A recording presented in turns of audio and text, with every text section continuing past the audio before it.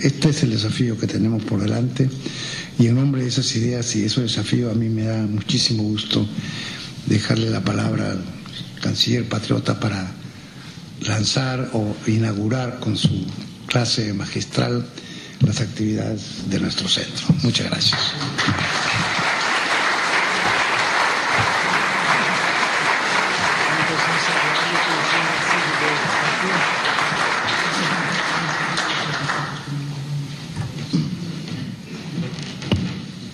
Bueno, estimado ministro Rafael Roncaliolo, señores embajadores, señores profesores, representantes de organismos internacionales, congresistas, señoras y señores, es con particular satisfacción que comparezco al acto de inauguración del Centro de Estudios sobre la Democracia. Sé del apego de mi colega y amigo Rafael Roncaliolo a los valores democráticos y al ejercicio de la reflexión intelectual. Se trata de una combinación muy feliz de virtudes que encuentra valiosa expresión práctica en el Centro de Estudios que ahora inicia su trabajo. Lo felicito, canciller, y agradezco la oportunidad de participar de este momento. Es la democracia, antes que nada, que nos une en Sudamérica. La democracia como presupuesto de la integración regional, además de una formulación conceptual y de un imperativo político que defendemos y promovemos, corresponde a una realidad histórica en el espacio geográfico que compartimos. Hago una referencia a la experiencia de mi propio país. Mientras en la segunda mitad del siglo pasado regían en el Brasil y en países vecinos regímenes autoritarios, era difícil hacer avanzar los esfuerzos de aproximación y de integración regional. Vivíamos en Sudamérica y ciertamente en el Cono Sur de espaldas unos a los otros. La competición prevalecía sobre los impulsos de cooperación. Fue necesario el regreso de la democracia en nuestra parte del mundo para que se afirmaran áreas de real convergencia entre países que, aunque físicamente contiguos, venían desde hace mucho alejados entre sí, alejados y hasta incluso en disputa bajo el signo de una cierta irracionalidad. El caso Brasil-Argentina es emblemático. Está aquí el embajador de Argentina que no me dejará mentir. En el periodo de los gobiernos militares autocráticos, las relaciones entre los dos países estuvieron subordinadas al predominio de la rivalidad. Según la lectura de muchos de ambos lados, la relación bilateral funcionaba casi como un juego de suma cero. A lo largo de la década de los 80 y más marcadamente en la segunda mitad de la década, los progresos rumbo a la redemocratización crearon un ambiente propicio a la reversión de la espiral de desconfianzas en la que Brasil y Argentina se habían enredado. La superación de un arraigado antagonismo en el campo del desarrollo de la energía nuclear desempeñó un papel central en la dinámica que llevó a una nueva etapa de profundo y continuado entendimiento bilateral. En esa trayectoria establecimos en 1991 la Agencia Brasil-Argentina de Control y Contabilidad de Material Nuclear, la ABAC. Ese fue ciertamente uno de los principales puntos de partida para la construcción de la sólida y multifacética alianza estratégica que hoy hermana brasileños y argentinos. En un sentido más amplio, asociados a Paraguay y Uruguay, fundamos también en el 91 el Mercosur, marco de un proceso de integración que viene ganando amplitud e intensidad con un patrimonio de resultados palpables tanto en el área económico-comercial como en el capítulo de los avances sociales y de cooperación. Generamos comercio, inversiones, iniciativas de desarrollo social y de infraestructura, teniendo siempre presentes en última instancia el bienestar de nuestras sociedades y el propósito de reducir las asimetrías existentes entre ellas. Con ese objetivo específico creamos el FOSEM, el Fondo de Convergencia Estructural del Mercosur, actualmente con una cartera superior a $1.000 millones en proyectos que benefician sobre todo a Paraguay y Uruguay. El 31 de julio, en la cumbre extraordinaria de Mercosur, recién realizada en Brasilia, y en línea con las decisiones ya tomadas por nuestros presidentes en la cumbre de Mendoza a fines de junio de este año, pudimos dar formalmente la bienvenida a Venezuela, que se integra al bloque como su quinto miembro pleno. El Mercosur adquiere así ampliado alcance como espacio de producción, como mercado y como fuerza geopolítica. Pasa a extenderse de la Patagonia al Caribe y se consolida además en la segunda potencia alimentaria, también como actor protagónico en el tratamiento del tema de la seguridad energética, otra cuestión crucial para el siglo XXI. Todos estos, y es eso lo que quiero aquí resaltar, fueron y son movimientos de integración que tienen como esencia básica la democracia, la transparencia, la confianza y la apertura al diálogo que solo el espíritu democrático es capaz de permitir y estimular. No es distinta la lógica que se aplica a la UNASUR. En este momento, como sabemos, bajo la comprometida presidencia pro tempore del Perú. También en el esfuerzo de organización del conjunto de Sudamérica en torno a valores e intereses que nos son comunes, fue el predominio de la democracia en cada uno de nuestros países que, en primer lugar, hizo viable un proyecto como la Unión de Naciones Sudamericanas. En más de un sentido, la nuestra no es una región plenamente homogénea.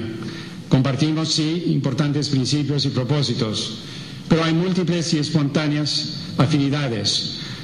Pero conviven entre nosotros, como es legítimo y natural, diferentes modelos de desarrollo económico, distintas estrategias de inserción en los mercados internacionales y matices variados de inclinación política ideológica.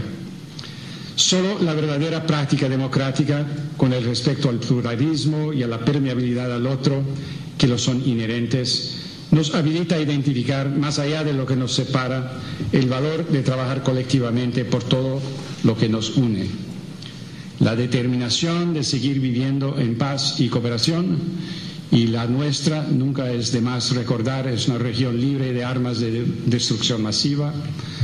La convicción de que el crecimiento económico únicamente tiene sentido ético y será efectivamente sustentado con políticas eficaces de inclusión social. El compromiso con el desarrollo sostenible en sus pilares ambiental, social y económico, como consagrado ahora en la conferencia Río +20. El deseo de contribuir para que se establezca en escala global una multipolaridad cooperativa. Y por sobre todo el firme objetivo de preservar y fortalecer la misma democracia que hace posible nuestra integración y que hace que la diversidad de que hablaba el canciller Rocayolo pueda afirmarse como la fuente primaria de nuestra fuerza conjunta. Es por eso que insisto esta tarde, la democracia es la base de la cohesión sudamericana, una democracia que hoy se alimenta y florece con la convicción de que no puede haber desarrollo político sin justicia social.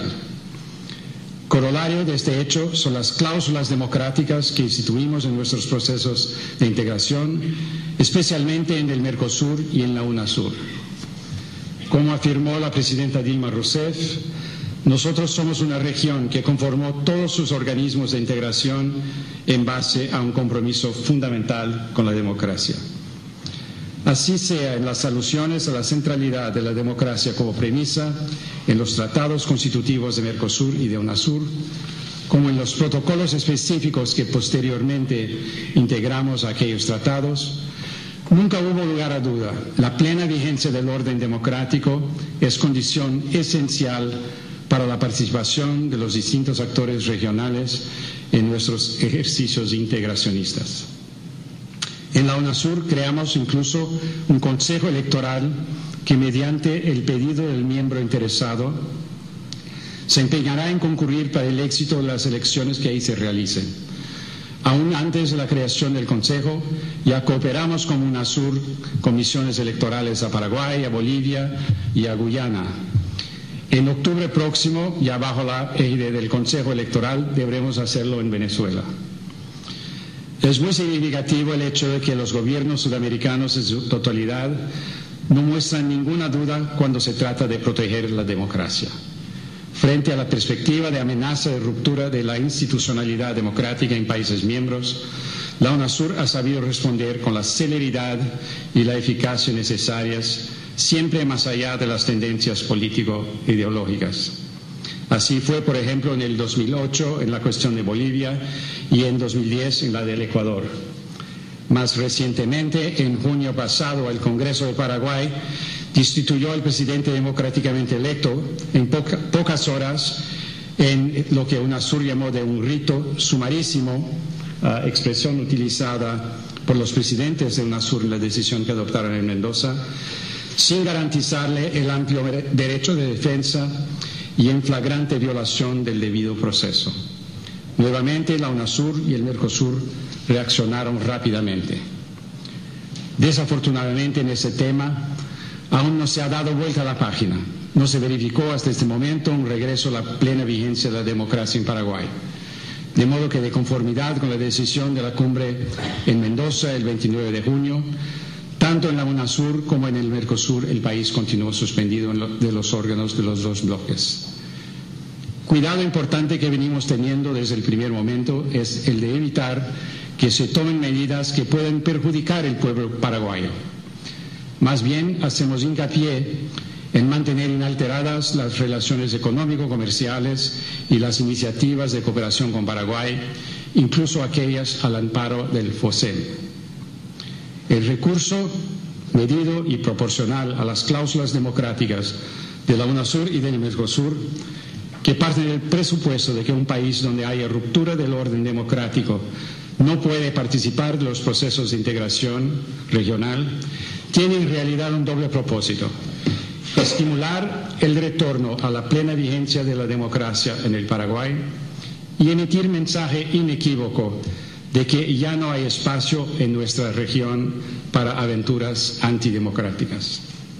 Ese es también el ánimo que orienta el grupo de alto nivel para evaluación y seguimiento de la situación en Paraguay, que nuestros presidentes crearon en Mendoza en el ámbito de la UNASUR. El grupo de alto nivel está bajo la hábil conducción de la presidencia pro tempore de Perú, que designó para presidirlo el expresidente del Consejo de Ministros, Salomón Lerner, que nos honra aquí con su presencia. Queremos continuar acompañando de cerca los eventos políticos en Paraguay con la expectativa de poder contribuir al pleno restablecimiento del orden democrático en ese país hermano. Y lo que deseamos es que Paraguay esté en condiciones cuanto antes de reincorporarse plenamente a la familia suramericana y a sus mecanismos, la UNASUR y el Mercosur. Señores y señores, la democracia es una obra en proceso. Se nos da en este momento en la historia sudamericana la oportunidad y el desafío de ser partícipes de la construcción de esa obra que siempre en ejecución puede y debe ser permanentemente perfeccionada. Buscamos estar a la altura. Debe inspirarnos de modo especial el ejemplo que nuestra región puede dar al mundo. Nuestras experiencias nacionales son de democracias que se profundizan y se perfeccionan. La democracia para nosotros, como propósito y como práctica, no se limita a la noción en sí misma fundamental de la emancipación política. Va más allá y contempla como factor estructural la emancipación social. El presidente Ollanta Humala, en su reciente mensaje a la Nación, afirmó, y yo cito: "No puede haber desarrollo sostenido y democracia solvente sin inclusión social". Esta es una visión que compartimos plenamente y que cada vez más es el mensaje y el propósito de todos los países sudamericanos. A las garantías individuales, civiles y políticas, agregamos en nuestros países conquistas sociales sin precedentes. Hemos trabajado por democracias capaces de responder a los deseos y a los derechos de segmentos históricamente excluidos de los procesos políticos y de los beneficios de la actividad económica. Y en eso me sumo a Rafael Roncaliolo en su interesante planteo de que el centro se dedique al estudio del origen, el funcionamiento, pero muy importantes son los resultados también de lo que puede traer a los regímenes democráticos. En nuestra región, esta búsqueda decidida de justicia y de